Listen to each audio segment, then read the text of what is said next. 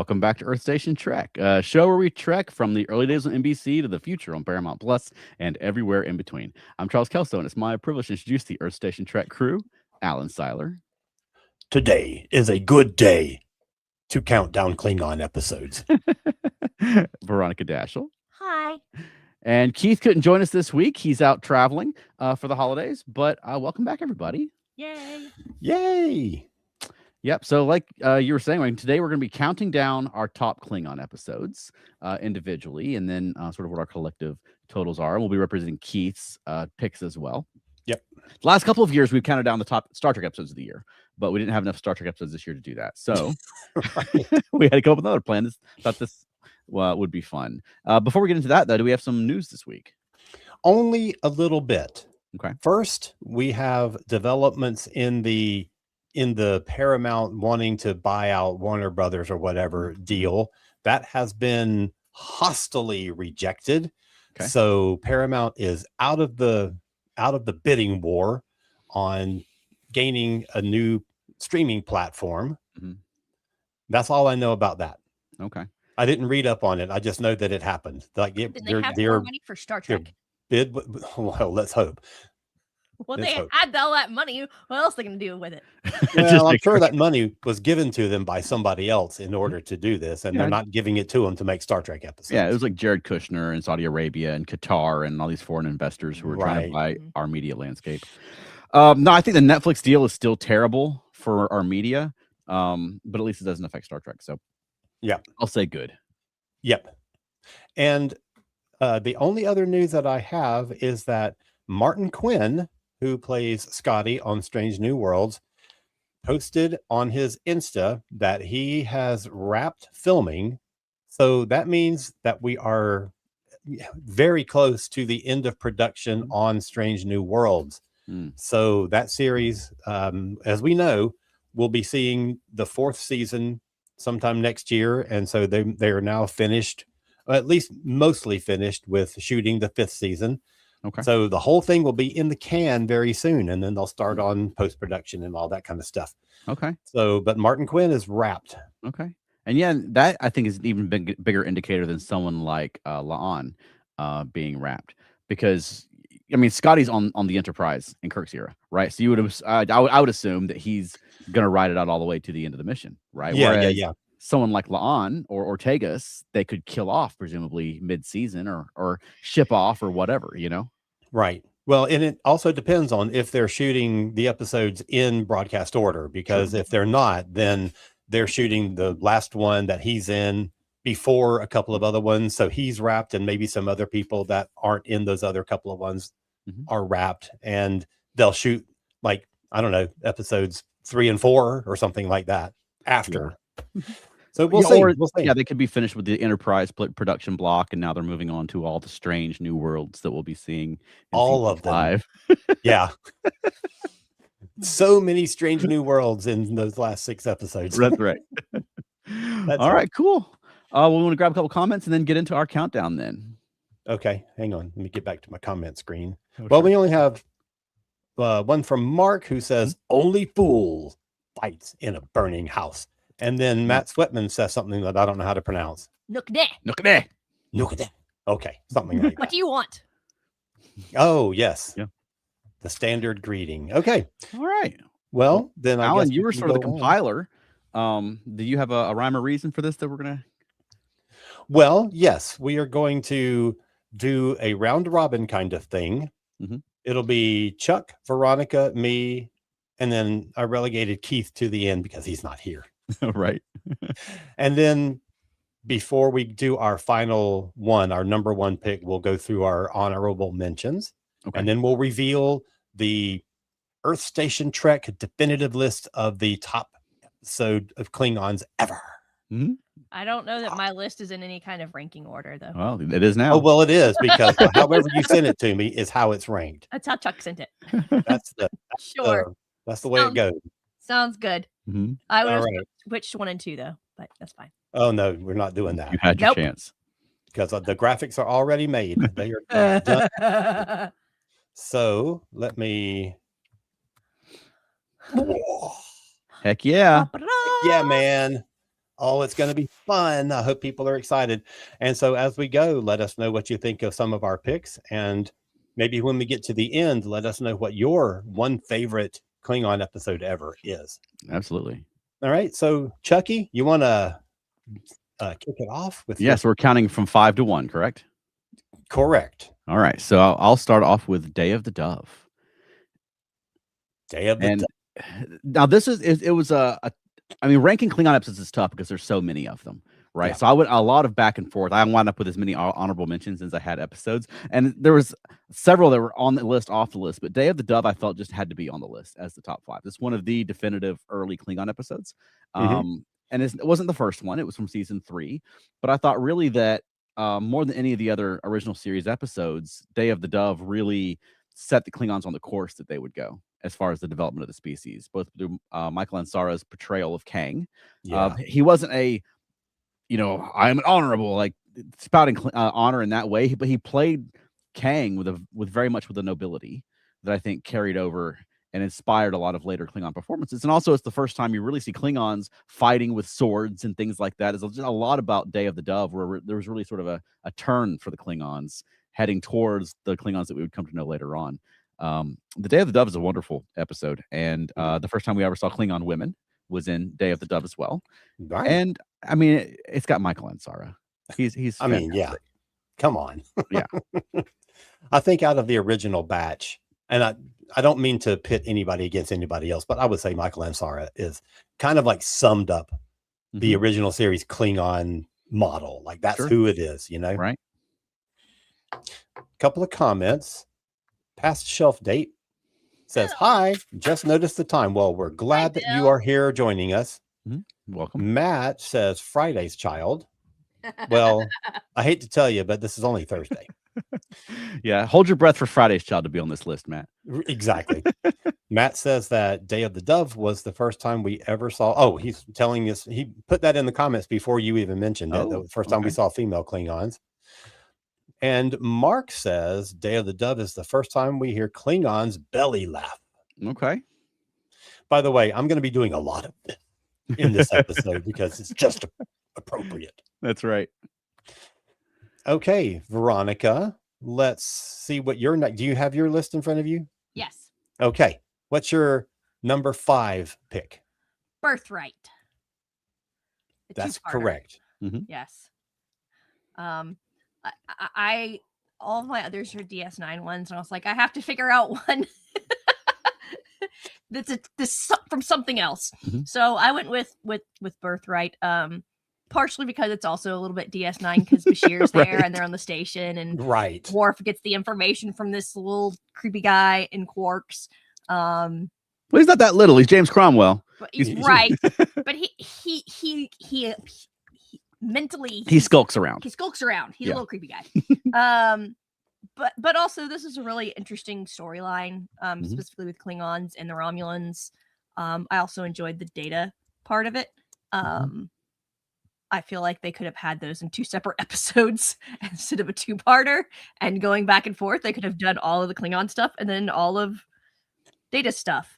But I really enjoyed this episode. I was trying to rewatch it again recently. I did not get through all of it because there's too much else going on right now. But it's a lot of fun. It's worth watching right now just because you can see DS9 in HD. That is true. Oh man, that's the truth. Very well. So well.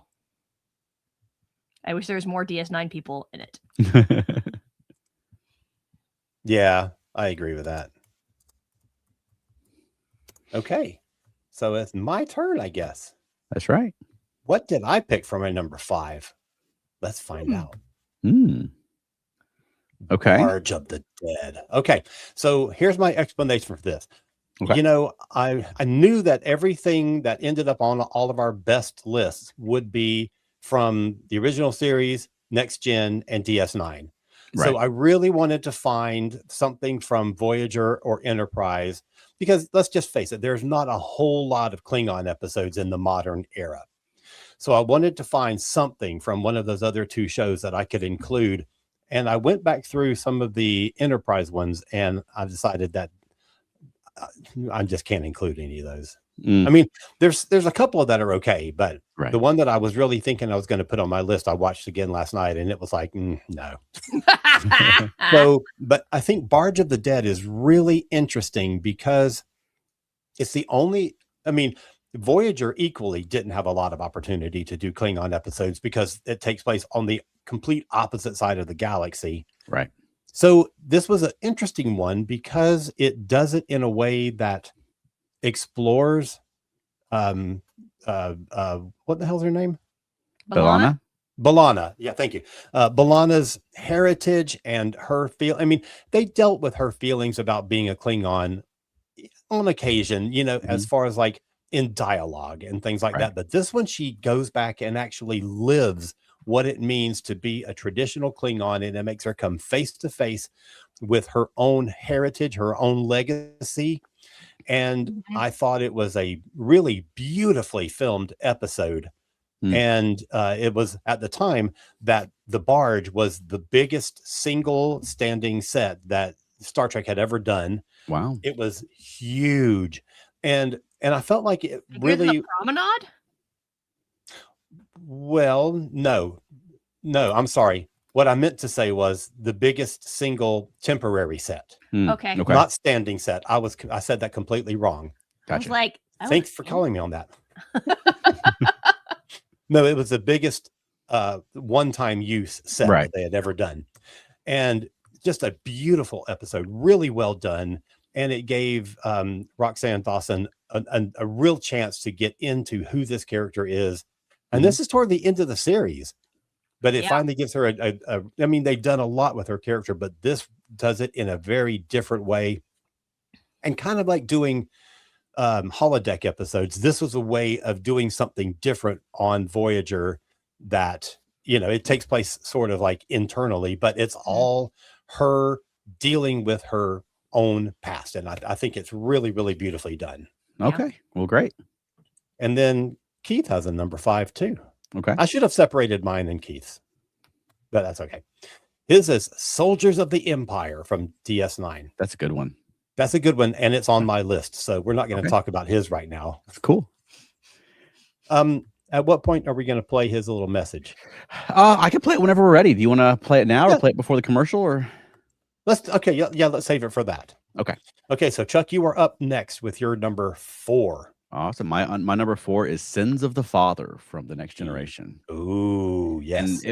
And this is, season 3. So it's not the first Klingon episode Next Gen did, but they had gotten to a really good place with Klingons by the time Sins of the Father came along. And it really delved into Worf. And it's a really great, there's a great scene where Worf chooses Picard to be his Chadich. He's having to go back to the Klingon homeworld to defend his family's honor.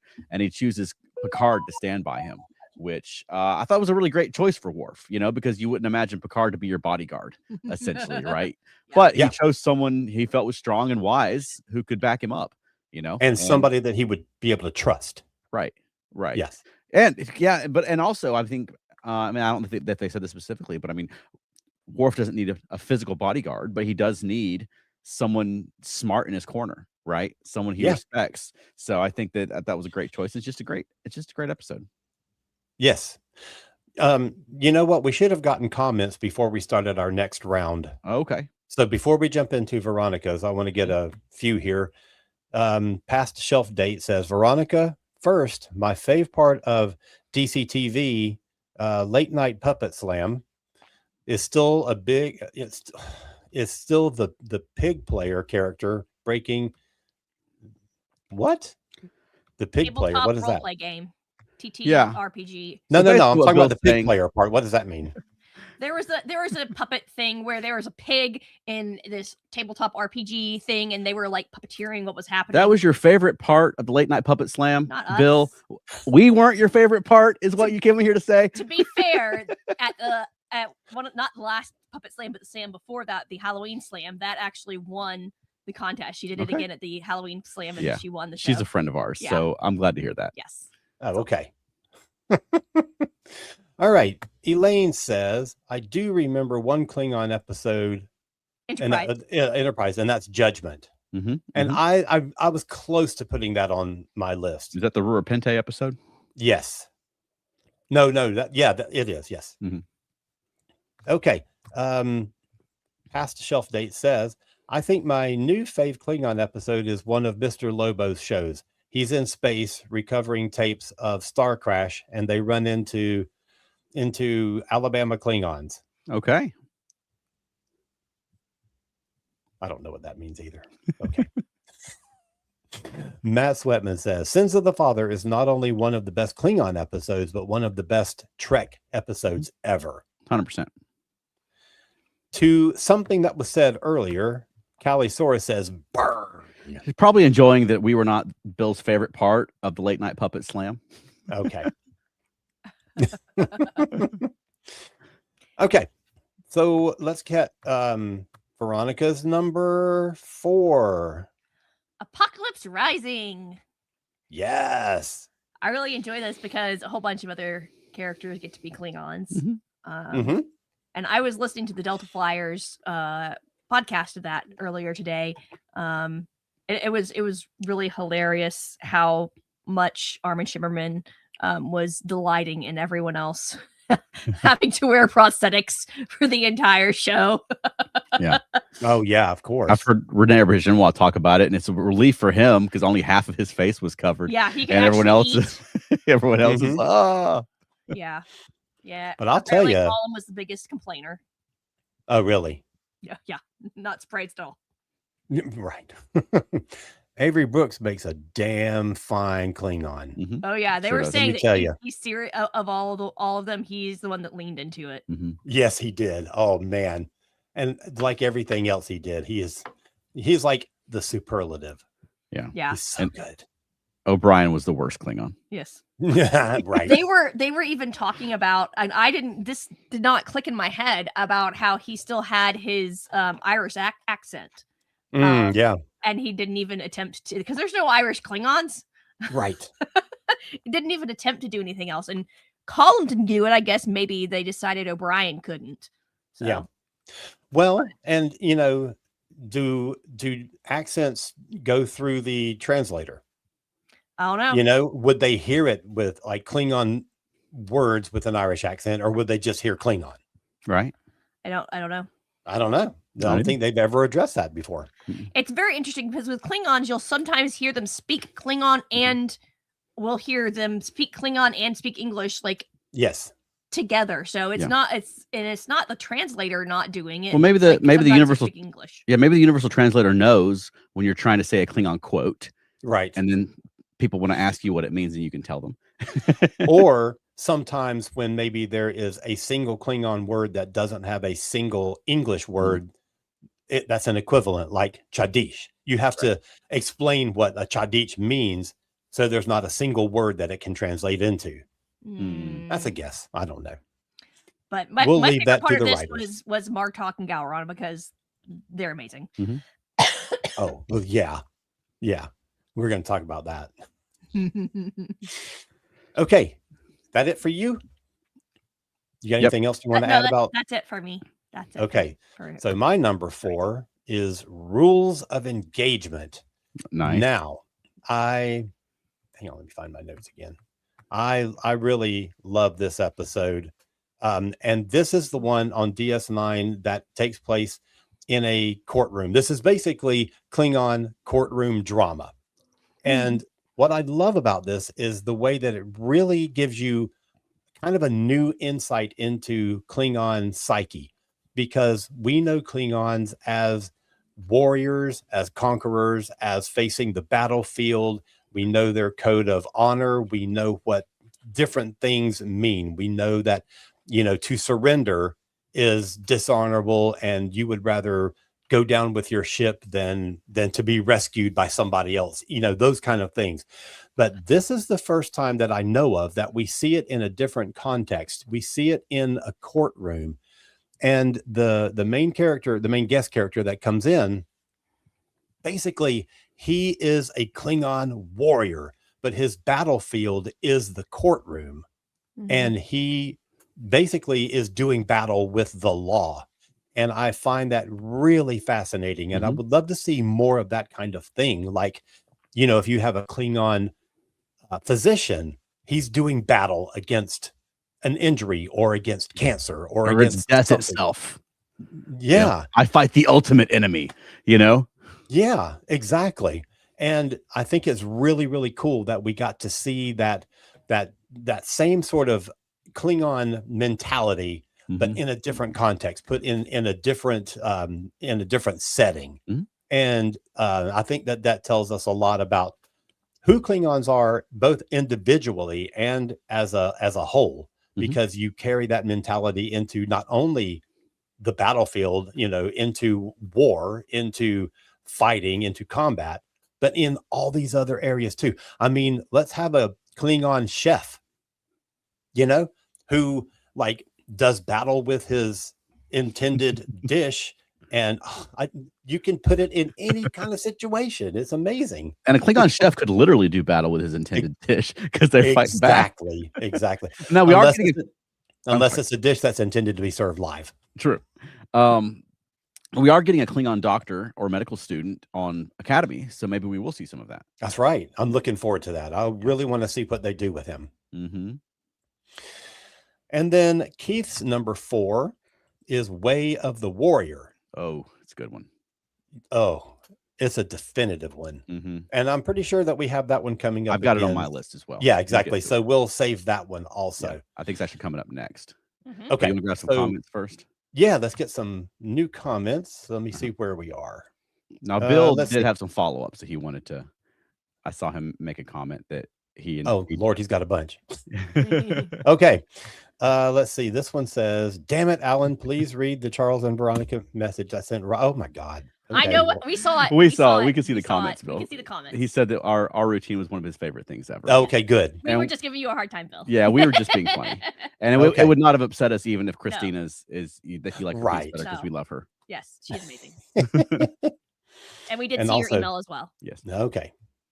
All right. Elaine says, O'Brien can't be anything other than O'Brien, as I just learned from last night's episode that she and Matt watched of DS9, The Storyteller. That's a good one. Well, it's an okay one. We'll say that. I wouldn't go that far. It's an episode. Let's not go crazy. Anyway, so Calisaurus says, did anyone ever go to the Star Trek experience in Las Vegas where Klingons would walk around the casino? It was fun. I did. Did you? Yes, I did. Many years ago, obviously, since that's not still around. Right. But I was working for a publishing company here in Atlanta, and we had gone to San Jose for a Worldcon. And on our way back, we were going to make a couple of stops. And I'm like, we aren't that far from Las Vegas.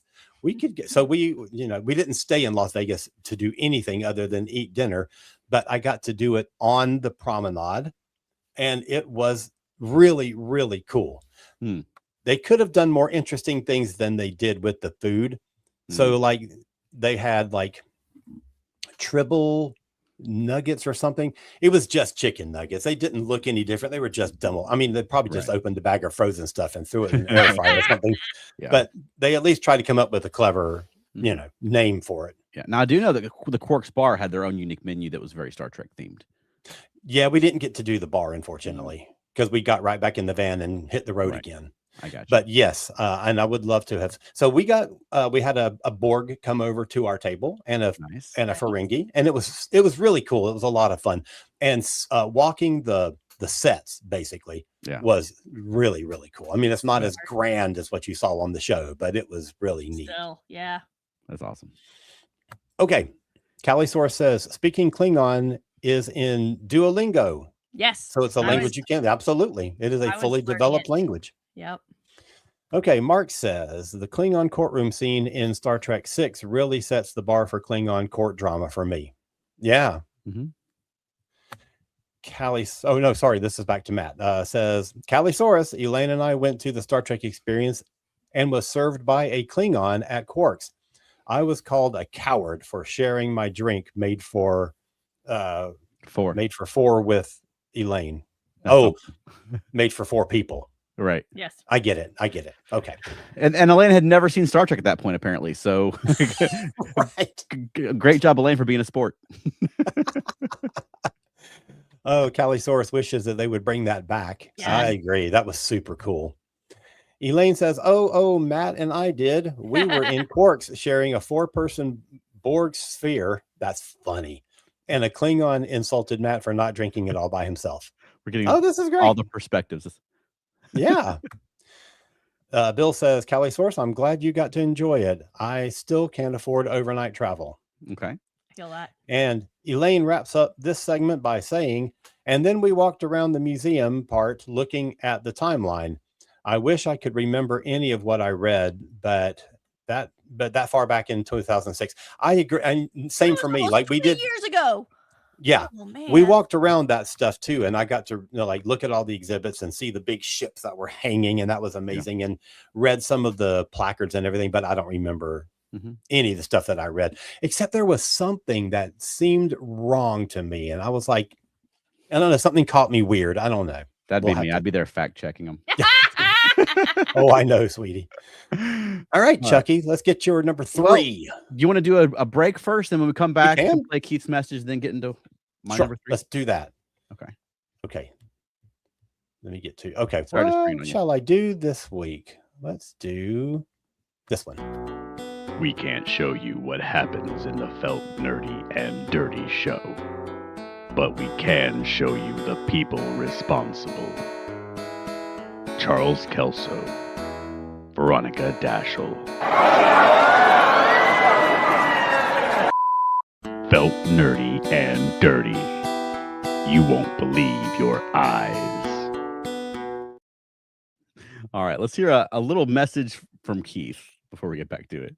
Hey guys, this is Keith. Sorry I won't be there tonight. We are preparing to do our traversal across the underspace or subspace or hyperspace or warp space or folded space or third space or whatever you call it, going back home for the holidays. I did want to call in real briefly and talk about my Klingon choices. The topic of Klingons is a great one in Star Trek. Obviously, one of the most popular races outside the Vulcans, and I like the Klingons. The choices I have are those that establish the Klingons and also give them more dimension. So from bottom to the top real quick, I love Rules of Engagement. That's the DS9 episode where Worf is accused of attacking a ship in the middle of a battle without first determining if it's a combative ship or not.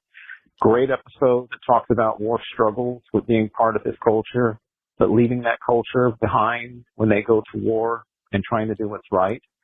Then there's By Infernal's Light / The Way of the Warrior and Soldiers of the Empire, which are all episodes that introduce Worf, introduce the Klingons, introduce the strife between the Federation and the Klingons, and really round out this culture that makes them more than just beings with big foreheads who babble about honor. We see what honor really means, and we also see what happens when an entire culture goes down the wrong path. Something we should all remember. Then for my top picks, you can't avoid the original series.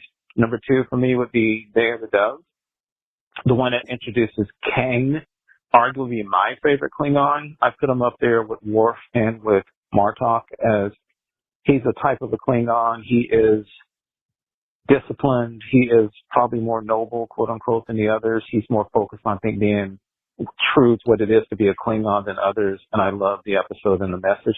And then finally, obvious choice, but Errand of Mercy, the one that introduced the Klingons, the one that set the course of this race, that showed how they love battle, that showed they are continuing antagonists for the Federation. And of course, John Colicos as Kor does a fantastic job as well as Michael Ansara does with Kane, and just fantastic. So those are my choices for my top 5. Number 5, I did 6. Rules of Engagement 6, Soldiers of the Empire 5, The Way of the Warrior 4, By Infernal's Light 3, The Day of the Dove 2, number 1, Errand of Mercy. Thanks, guys. Have a great show. Talk to you soon. All right. Spoilers. Right? Now you know how Keith's list is going to go. But no, I think that's a great collection, Keith. I think that's a solid night of just sitting and watching Klingon episodes. Those are all great episodes. Right. Okay. Right. So Charles, let's do your number 3. My number 3 is Way of the Warrior, which when this aired, when I was 14 years old. Probably 14 years old. It was epic. I mean, for one, it's Worf coming onto Deep Space Nine. Yeah. Also, I mean, just the scope of it. It was, I mean, for all these years, the Klingons have been our allies. We saw the end of that alliance on screen. You had Gowron back. They had the new Klingon flagship, but also just like these pretty epic like Klingon battle scenes. The Klingons storming the station with batleths and everybody's fighting them off. You had Dukat and Garrick like having to team up, and I mean, it aired as like a movie, like both. It wasn't part 1, part 2. It was both parts were like a movie that week, and I mean, being a 14-year-old Star Trek fan, like there's not a better night of the week than watching Way of the Warrior, Right. Man, I don't remember how old I was. I was more than 14, but I loved every second of it. Okay, I take that back. At first, I kind of resented that Worf was being brought to DS9. Like DS9 wasn't good enough, so they had to bring in somebody to save it, and that pissed me off. Okay. Because I loved DS9 so much. So I kind of wasn't happy about Worf coming in, but of course I came around to it because I love Worf. And, as we've talked about before, as the show goes on, they kind of dealt with Worf in a better way than Next Gen ever did. Yeah.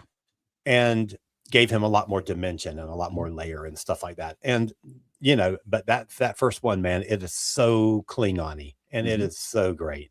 I really love it. Absolutely. All right. Got anything to add to that?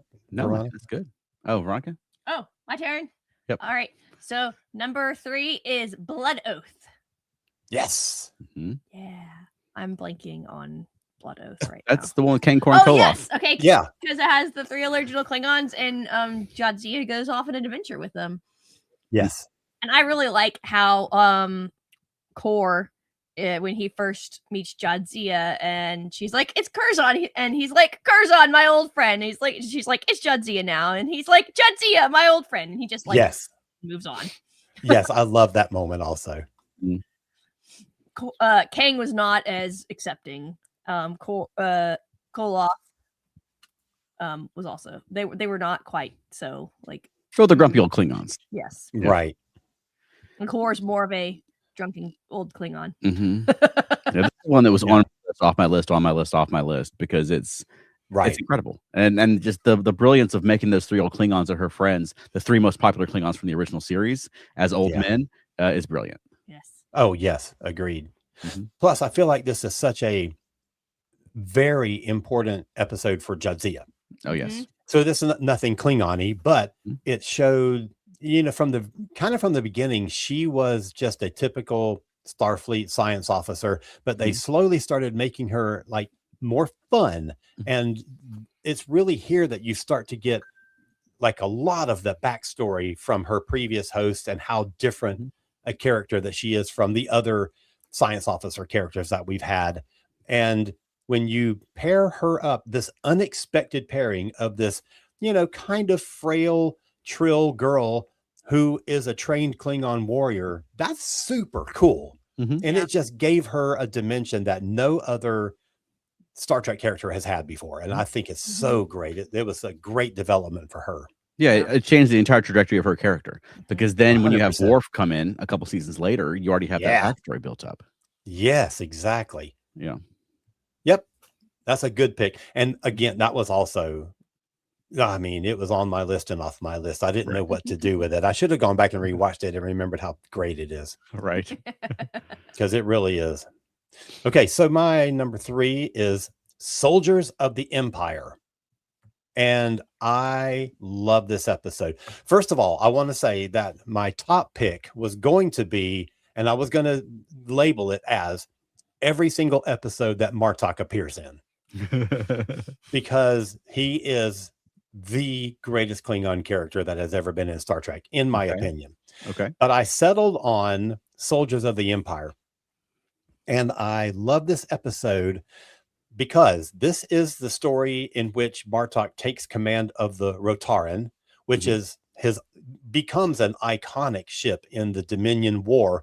But at the time Martok comes to it, it's it's kind of a beat down ship with a beat down crew. They have lost all morale. They are dispirited. They have nothing but losses under their belt. They have no victory. And Martok has just come out of a situation where he had been in a Cardassian prisoner of war camp and had been abused and beaten, and he has sort of some mental scars from this. And he comes in taking command of the Rotaran. The crew is demoralized from a string of losses. Worf challenges Martok to a battle. He challenges his command. He says, I challenge you because you are not fit for command, blah, blah, blah. And intentionally loses the battle because what he's actually doing is reminding Martok of his duty as a soldier. And there's a whole lot of talk in this episode about what it means to be Klingon. And one of the Klingon characters, Lesset, analyzes the differences between the mindsets of Klingons and Cardassians and Jem'Hadar, and they're all sitting around in the mess hall swapping stories, and he starts telling all this stuff like, you can respect a Cardassian because, you know, of whatever reason, but the Jem'Hadar have no honor. And it's such a great scene, and I think that you learn so much about Klingon battle mentality, but it's a turning point for Martok. He comes out of that battle with Worf like renewed, like rejuvenated, like he is ready to embrace Klingon again. Because before that, he was too cautious. He didn't admit it, but he was afraid of being hurt, afraid of being kidnapped, afraid of being captured, whatever, because he had just gone through those 2 years of that horrible experience, and it made him timid. And this was him reemerging as the full, I'm trying not to cuss, effing Klingon that he becomes. And he becomes one of the greatest Klingon characters ever because of this episode. Yeah, absolutely. And this is just one of those examples of how great DS9 was for dealing with their supporting characters in as thoughtful and thorough a way as it does its main characters. Yeah. Yeah. Martok's arc is, I mean, he's got better characterization than some main characters in other Star Trek shows. Yeah. Oh, 100%. All of them do. Damar does. Nog does. It's just the best damn Star Trek show ever. That's right. Keith's number 3 is By Inferno's Light. Nice. Yeah. Do we have anything we want to say about that one? I haven't watched it in a long time. Yeah. So. Bronca? No. I have no idea what happens. It's a DS9 one. It's part of a 2-parter. I'm sure we'll get a comment with somebody who will remind us about that one. Yeah, it's the follow-up to In Purgatory Shadow, right? Yes. Exactly. And that's someone call me out if I'm wrong, but that's the 2-parter that deals with them in that camp and escaping from the camp. Am I right? Okay. I like those two. Yeah. Yeah, they're good.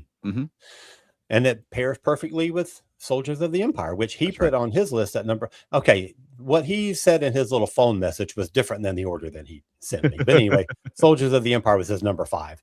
Okay. And then my number 3. Let's see, Elaine. Oh, we got that one already. Mark says Keith mentioned Third Space. That's a deep Babylon 5 cut. Well done, Keith. Yes, it is. Love it. And Matt says Blood Oath may be fan service, but it's the best kind of fan service. Yes. And that's a very good point. It's kind of like like stunt casting to get the 3 original Klingons back on your new show. And it's kind of like having McCoy. I mean, I know this is the beginning of season 2, but still it was, it's a hook, but it's so well done. Right. But I think a difference here is that they had an idea for a story that would flesh out one of their characters. And then, along the way, someone had the idea, like Robert Hewitt Wolf, I think it was, who had the idea, let's make these 3 Klingon characters, the Klingons from the original series. Yeah, yes. It didn't start with those. Right. They didn't say, hey, like, well, what would get us some ratings? Let's bring these guys back. You know what I mean? So I think you've got a really good story there. I think that's why it works. Yeah. And just the fact that we know them and have an emotional investment in them just deepens it. Right. And anybody who's at that time, modern Star Trek viewer that had never seen the original series, you don't have to know, but you get the importance of who these 3 characters are. Right. Yeah. Okay, so Charles. All right, number 2 is iconic. It's Errand of Mercy. Errand of Mercy was the original Klingon episode from the original series. And it's a phenomenal Star Trek episode. I actually wrote an essay about this episode in our book, The Air Station Trek Guide to Star Trek. That was Gene Kuhn wrote the script. It introduced John Colicos as Commander Kor. He was the first Klingon commander. But really, it was a parable for war. I mean, at the beginning of the story, Captain Kirk is concerned because they're on the brink of war with the Klingons, and then once the conflict gets started, and he and Spock are trapped behind enemy lines, they start fighting their own guerrilla war, and then there's that moment when the Organians stop the war, and they just they freeze the ships, they make the controls too hot, they won't let them fight, and then Captain Kirk is arguing, "You don't have the right." And he's like, "What right are you fighting for? To wage war on a galactic scale, to kill millions of people?" And Kirk has that realization that he got caught up in it. He started the episode saying no one wants war, and then once he got caught up in the fight, he was arguing for their right to have war. And I think it's just a really powerful, it's a great science fiction story and a great parable. I mean, this is airing during Vietnam, that I don't know. I think it's just a really great story. And I think Kor, John Colicos as Kor, was fantastic. I think it's very intelligently written. Mm-hmm. As a lot of those scripts in the original series were, because you had literate writers who were delivering scripts for this show. And I think that one is one of the best. That's so well done. Right. And it has something to say. Exactly. And when you think about it in the context of the world at that time, it gives it an extra layer of meaning that we might not really pick up on. Like if somebody watches that episode for the first time now, they might not think about it that way. Right. Yeah. Okay. Miss V, what's your number 2? My number 2 is Looking for Parmok in All the Wrong Places. Now, I had a very hard time between this one and the first one of going back and forth, but I went with the other one for the first one. And when we get to it, you'll understand partially why. But I really enjoy this. Like, it was one of the first 2 that came to my mind when we first started talking about this. Cool.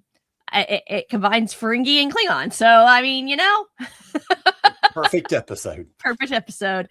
And I always loved Jadzia. And this one where she's like, basically like, why are you going after this woman? She's unattainable. She's a statue. What are you doing? What are you going to do with a woman like that? And at the end, when she finally like starts the ritual with Worf, and he's just like, oh, it's just a lot of fun. Mm-hmm, mm-hmm. Yes, it is. And Armin Shimmerman gives some great physical performance. Oh my gosh! When he's being puppeted by Worf from the next room, and his body sort of acting independently, it's fantastic. Mm-hmm. He sells it. Yeah. Yes, absolutely. Okay. My next one, my number 2, Sins of the Father. I love that whole Klingon Civil War arc that went through the majority of Next Generation. And I thought that was, they usually did a chapter of it every season. And I thought it was really, really well done. Now, Charles has already talked about Sins of the Father, and he's said all the great things about it. And, it's a great episode, and I really love it. There you go. Not much more to add. And we don't have any new comments to get either. Okay. Oh, dear. We're stunning everyone into silence. Yes. Well, that's our... Oh, wait. I got to get Keith's number 2. Sorry, I forgot about Keith. His is Day of the Dove. That's a good one. So when I had my list put together, Veronica sent me hers, Charles sent me his, and I was looking at it, and I was thinking, when we started doing this, I was like, we're all going to be picking the same episodes. And we didn't. It was like 3 very different sets of episodes with only Sins of the Father was on Charles's list and my list. That was the only crossover we had. So I was like, man, this is going to be great. There's going to be so much stuff to talk to. And then Keith sent me his list, and it's like all duplicates of other people's stuff. I mean, some of them are just good. You know, like they're going to hit more than one list. Oh, absolutely. I was just really surprised that we didn't have more crossover than we did. Oh, yeah. So before we get to our number ones, we should talk about some of our honorable mentions. So I'm going to read Keith's off really quick. Okay. And then we'll get yours. And Veronica didn't. She chose not to send me any. So then we'll get yours after. Keith's is Rules of Engagement, which was his number 6 pick. He's like, wait, I think I sent you a list with 6 things on it. I'm like, you did. So Rules of Engagement, which we talked about. Faces. I don't remember which one that is. Is that an episode title? I don't remember. I don't know. Faces. Yeah. I don't know what he's talking about. And then Barge of the Dead. And then Rightful Heir. Okay. So those are his 4 runners up, basically. Okay. So Charles, tell us about your didn't make the list, but almost could have. My honorable mentions are Blood Oath, The Emissary, House of Quark, Looking for Parmok in All the Wrong Places, and Birthright. Yeah. Veronica, you didn't have any honorable mentions? No. Did you have any dishonorable mentions? No. Okay. There is nothing in a Klingon list but honorable mentions. Right. Right. So my honorable mentions include, and this is where my Enterprise episodes end up. Broken Bow, which is the first Enterprise episode, and we don't really know anything about Klingons at this point. And I think that's kind of interesting that they sort of learn about Klingons by encountering them and from what the Vulcans tell them. Mm-hmm. Then Affliction, which is part of that 2-parter, where it sort of tries to explain why Klingons look different in the original series than it did in the modern series. And I mean, I don't know that we needed an episode about, delving into that whole thing, but I still liked them. I thought they were pretty good. Sure. And then Blood Oath, like I said, that one almost made my list. Right. And it's just great. Errand of Mercy, spectacular episode. And one that I think people don't usually think of as a Klingon episode, Trouble with Tribbles.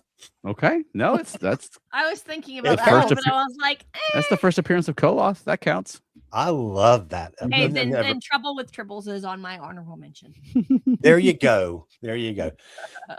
All right. So now we reveal our number 1 picks. So Charles, lead us off. Oh, wait. No, I mean Trials and Tribulations. Sorry. Oh, I see.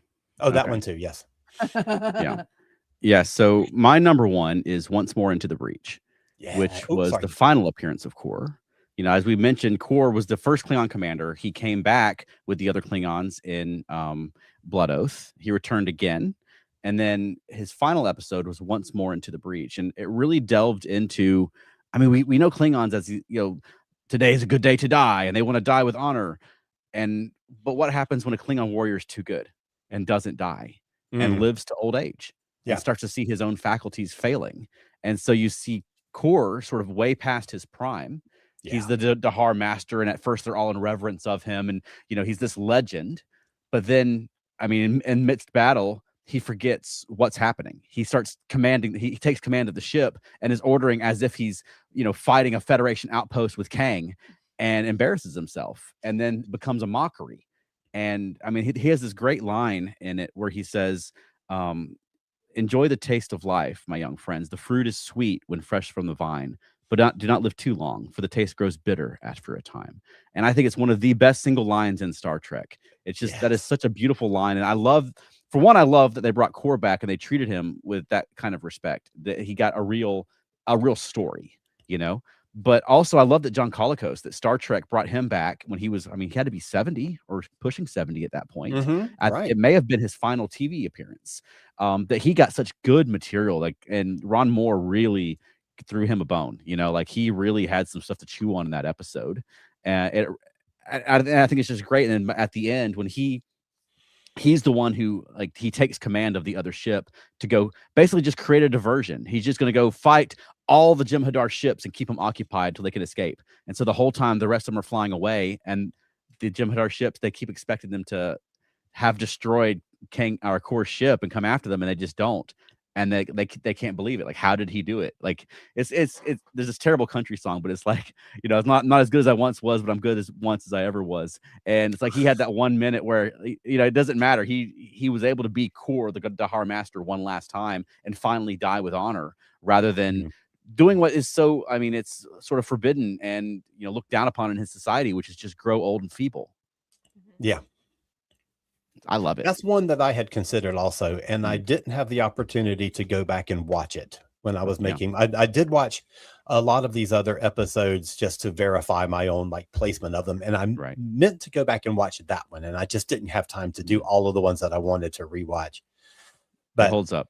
It holds up, man. From what I remember of it, from the last time I saw it, it is a good episode and really, really a great character story for him. So excellent. Yeah. Okay, Veronica, number one. Number one is House of Quark. Oops, I did not write that correctly in the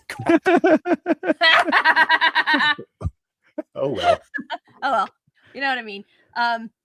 So I decided to go with House of Quark for number one over Looking for Parbok, because it came first. I mean, that was really the only reason, because they're both right up there for me. They're both DS9 and they're both Ferengi episodes, and I really enjoyed the way Quark got pulled into the Klingon world and accidentally having a Klingon fall in a blade and having to be like, oh no, he died an honorable death and we fought and I won.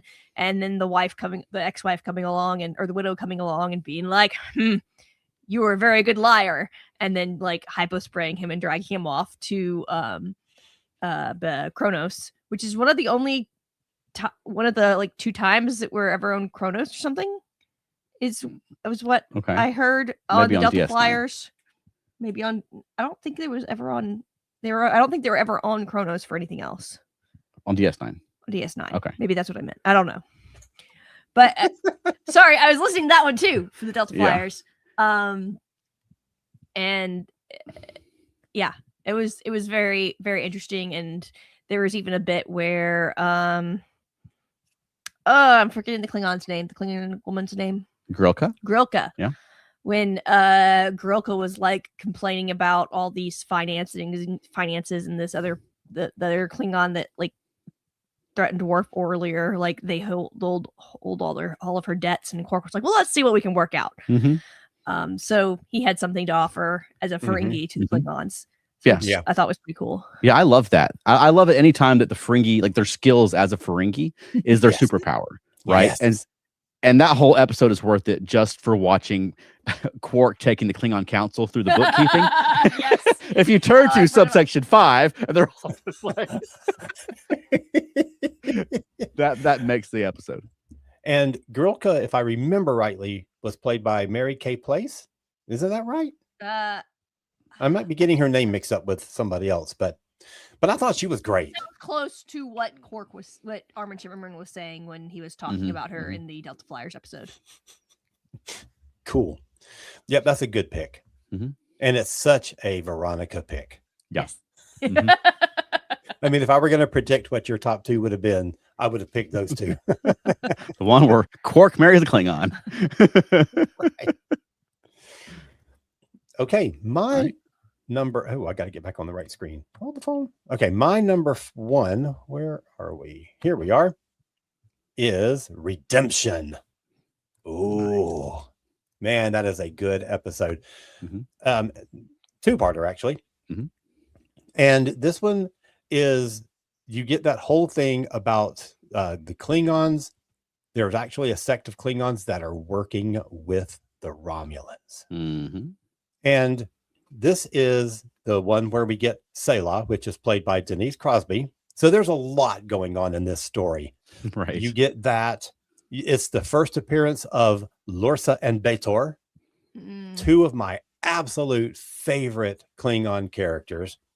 You get that season-ending cliffhanger where Worf resigns from Starfleet because Picard is not going to let him do what he wants to do. So he says, well, screw you, buddy. I'm going to do it anyway. Here's my resignation. But I think it's in part 2. It might be in part 1. I don't remember. It's our first appearance of Gowron. Hmm.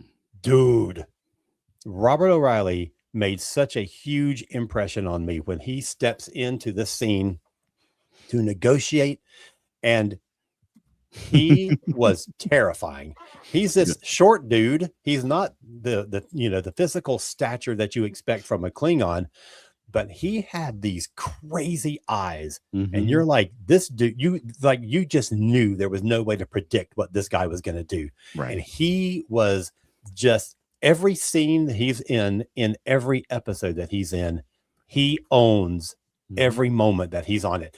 Right. And Gowron might be the second best Klingon character ever, after Martok. So this was an epic story. It spanned the end of season, what was it, 4 to 5 or 3 to 4? Yeah, I don't remember. 4 to 5. Yeah. And it's just good. And that whole like development of the Klingon Civil War with this surprising turn of the Romulans being involved. And then they set up that blockade, and it was just a great, great, great story. Loved it.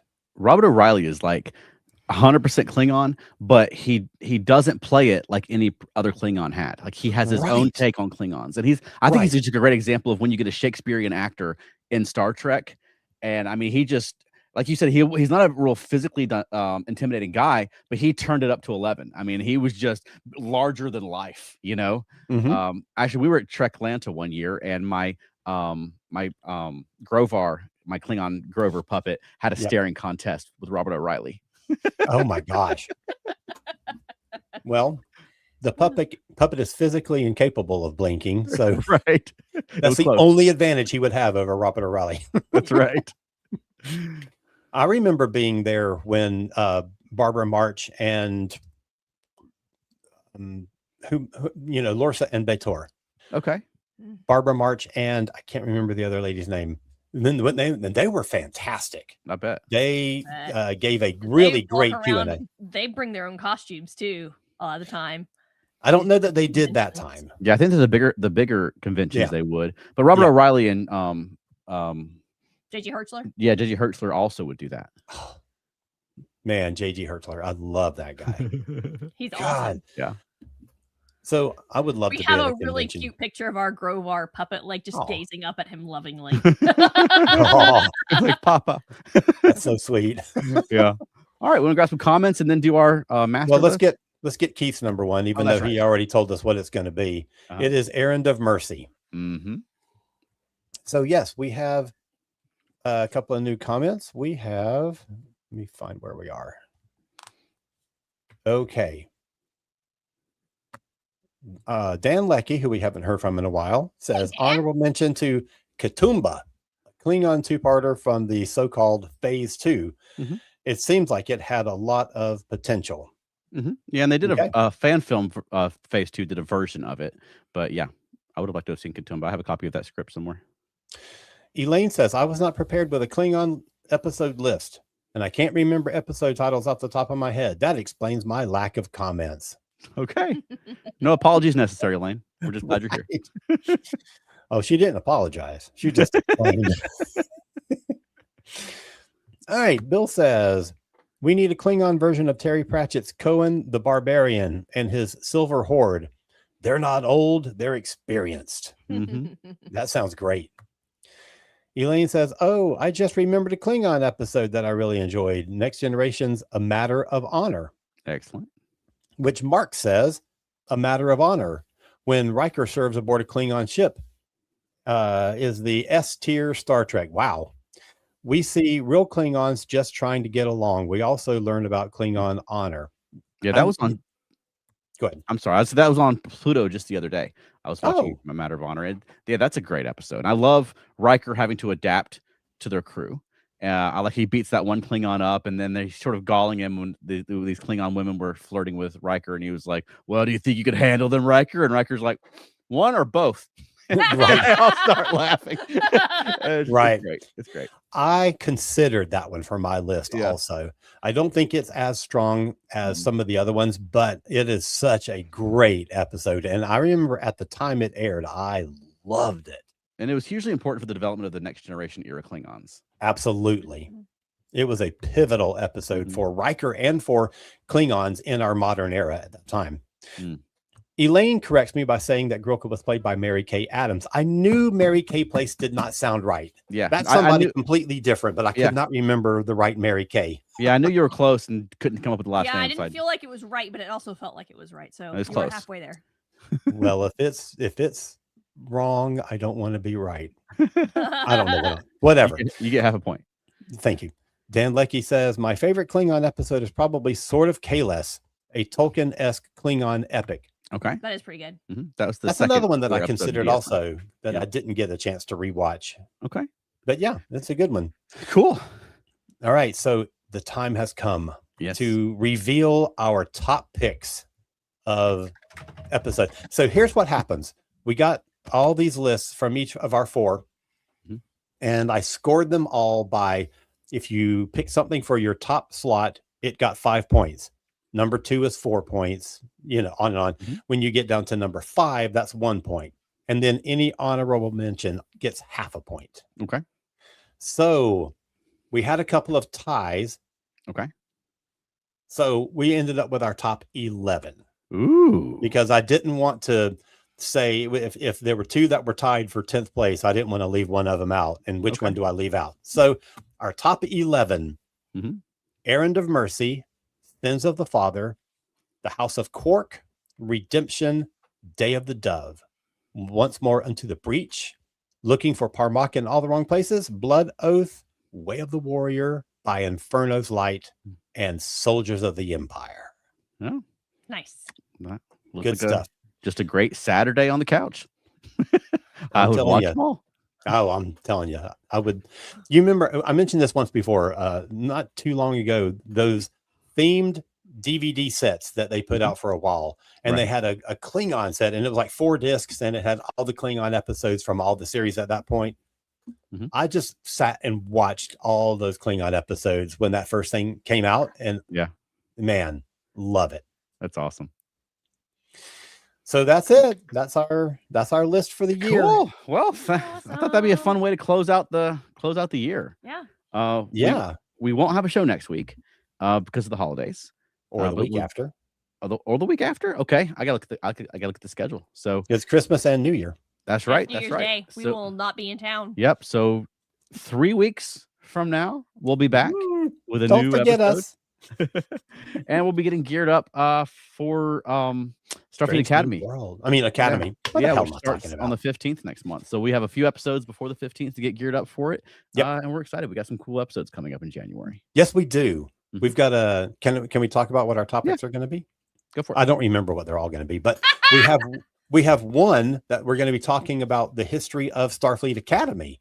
As we've seen it throughout all the previous series and things that we know about it, and maybe what we are hoping that we'll see in this new series. That's right. And then another one, this was one that I picked. I love when a new Star Trek series debuts and I get to see a new Star Trek title sequence and hear the new theme song. That's my favorite thing. I live for that. So we're going to be talking about some of our favorite opening title sequences and theme songs throughout the history of Star Trek as we wait for the new one to debut. That's right. That's right. And there's a lot more than there used to be. There is. That's true. But the same ones are going to be at the top of my list that always would have been on top of my list. So. I don't know. I feel like there's going to be some of the new shows may make my list. And we won't. And we're not doing lists, right? Like we did this week. No, we're not talking about them. No, but I think I'm going to try to. Well, I shouldn't promise. I think I'm going to try to put together clips of all the key ones. Yeah, I can help with that. That'll be fun. Yeah. Okay. Well, Alan, where can people find more of you? Okay. CosmicCreative.com, KOZMICCreative.com. I have 2 brand new Doctor Who books, a 2-volume set that is minutes away from coming out. I'm just waiting for this last episode of a certain Doctor Who spinoff series to come out this Sunday, and that'll be the last thing that goes in this book. Okay. And it'll be wrapped up. The whole thing, everything's written. You haven't? We haven't started it yet. We've been busy. Did you have them, right? Mm-hmm. Okay. Yeah, I know how to watch them. I can hook you up if you. Trust me, I know. This ain't my first rodeo, Alan. So that will be out very, very soon. And maybe by the next time we record, I can talk about it because it'll be out in the world. Nice. Well, that's right. exciting. And where can we find you guys? Yep. Veronica? feltnerdy.com. That's right. And? Monkeying Around, a podcast about the monkeys. That's right. You can follow us at Felt Nerdy or Felt Nerdy and Dirty across social media, or at feltnerdy.com, or at Monkeying Around, which we have just done a new episode just recently. We've got some cool episodes out. And do you have a closing for us this week? Yes. Nook duck, oh, puck puck, eh. Perfect. Where's the bathroom? That's right. All right. So it's usually the first thing I do after we finish recording. So that's right. Well, everyone join us 3 weeks from now at 8 p.m. Eastern. We got live on Thursdays talking about legacy Star Trek topics or the new Star Trek episode. So we'll be doing both in January when we come back. So everyone have a happy and safe holidays. And happy holidays. Yeah. Happy New Year. Bye, everybody. Bye, y'all.